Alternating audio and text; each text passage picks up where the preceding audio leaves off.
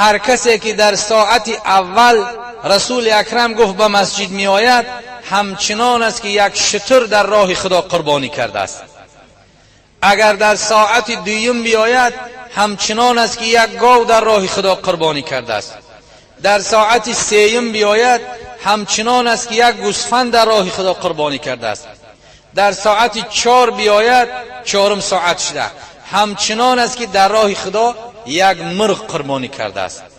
اگر در ساعت 5 دیر بیاید همچنان است که یک تخم مرغ در راه خدا قربانی کرده است. وقتی که امام به منبر برآمد، امام جمعه و خطبه خواندن سر کرد، فرشته ها در نزد در ایستادگی همه دیله ها و دفترها را میپوشند. تمام دیگه فضل درجه تمام شد. در روز جمعه در دروازه های همون کوچه و دروازه های مسجد فرشته ها حاضر هستند. هر یک کسی که به نماز جمعه می آید نام او را ثبت میکنند که فلانی ابن فلانی، فلانی بچه فلانی به نماز جمعه آمد. همه این را نام نویس میکنند، به نزد پروردگار جل جلاله میبرند.